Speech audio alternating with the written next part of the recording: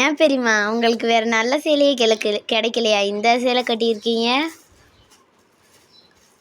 நல்ல சேலை எடுத்தால் 1000 2000த்துக்கெல்லாம் நான் எடுக்க மாட்டேப்பா. 500 600 தான் நான் எடுப்பேன். பொம்பளை பிள்ளையாருக்கு எனக்கு பின்னாடி சேலையெல்லாம் நான் எடுத்து அடுக்க மாட்டேன். பொம்பளை பிள்ளையா இருந்தால் எடுத்து வைக்கலாம், கட்டிக்குவாங்க. மருமகள்லாம் நம்ம புடவையெல்லாம் கட்ட மாட்டாங்க. அதனால் நான் அதெல்லாம் ரொம்ப காசுக்கெல்லாம் நான் விரும்பி கட்டுறதில்லை. நாடகத்தில் தரமான புடவையாக கொடுப்பாங்க சுந்தரமணி வாசல். அது எனக்கு தாய் வீடு மாதிரி, எனக்கு தகப்பன் வீடு மாதிரி. இந்த சேலையெல்லாம் கட்டிக்குவேன். நம்மளுக்கு அண்ணன் தம்பி இல்லை, சேலையெல்லாம் எடுத்து கொடுக்குறோம். நான் அதான் எடுத்துக்குவேன்,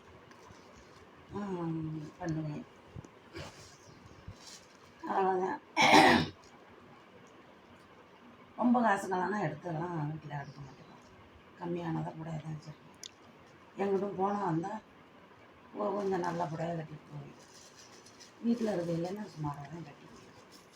பங்குனி சித்திரைக்கு ஏதாவது வேறு காட்டணும் இது கட்டிக்குவேன், அவ்வளோதான். நிறையா சீலையெல்லாம் நம்மகிட்ட இல்லை.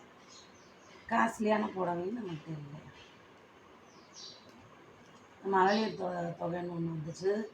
என் மகளிர் பதவியும் பிடிக்கிட்டாங்க, பறிச்சுக்கிட்டாங்க. ஒரு 1000 வந்துக்கிட்டு இருந்துச்சு. இந்த 5000லாம் எனக்கு கிடைக்கல. மகளிர் உதவித்தொகை 5000லாம் எனக்கு கிடைக்கல. ஆமாம். இப்போ மற்ற எல்லாத்துக்கும் போயிருக்குமா? அது என்னன்னு தெரியல, போயிருக்கோம். ஒரு புருஷன் பொண்டாட்டி இருக்கிறோம் அப்படின்னா, குடும்பத்தில் நாடக நடிகர் இருக்கிறாருன்னா 58 வயசுக்கு மேலே 59 வயசுக்கு நலிந்த கலைஞர்களுக்கான உதவித்தொகை எழுதி எல்லாரும் போட்டு வாங்கினாங்க. நாங்களும் எழுதி போட்டோம். நான் எழுதி தான் போட்டிருக்கேன். அதுக்குள்ளார எலெக்ஷன் வந்துருச்சு. அது என்ன அந்த பேப்பர்லாம் எங்கேயோ இருக்குதுன்னு தெரியல. அது அப்படியே கிடக்குது, என்னன்னு தெரியல. கணக்கு பிள்ளை கேட்டாப்புல, எதுவும் வேறு அது உதவித்தொகை உங்களுக்கு வாங்குறீங்களாமா? ஒன்றும் அப்படி ஒன்றும் வாங்கலைப்பா, வேறு அதெல்லாம் நான் வாங்கலை. இதே கேட்க போகிறாங்க. மகளிர் உதவித்தொகைக்கும் நலிந்த கலைஞர்களுக்கான தொகைக்கும் என்ன சம்மந்தம் இருக்குது? நலிந்த கலைஞர்களுக்குன்னா அவங்க இருக்கிற வரைக்கும் அந்த காசு அவங்களுக்கு கிடைக்கும். இந்த மகளிர் உதவித்தொகை அடுத்த ஆட்சி வந்துச்சுன்னா அதை மாற்றப்படலாம், இல்லைன்னு கூட போகலாம். அதே ஆட்சி இருந்துச்சுன்னா நீடிக்கலாம். இவ்வளவுதான். அதே பறிச்சுக்கிட்டாங்க.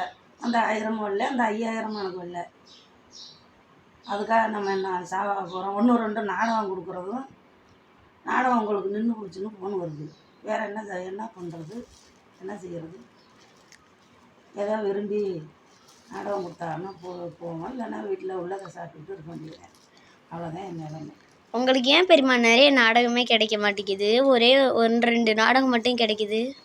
1 2 நாடகம் கிடைக்குதுன்னா நாடகக்காரவங்களுக்கும் சினிமாக்காரவங்களுக்கும் தான் வித்தியாசம். சினிமாக்காரவங்களுக்கு வயசு வரம்பு இல்லை. அவங்க 100 வயசு, அவங்க 200 வயசுக்கு இருந்தாலும் கூட அவங்க படம் நடிச்சுக்கிட்டு இருக்கலாம்.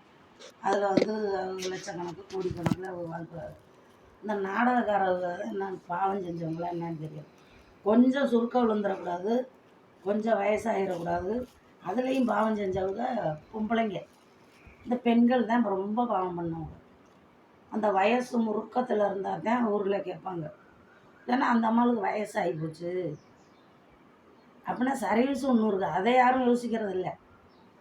அந்த அம்மாவுக்கு எல்லா கதையும் தெரியும்.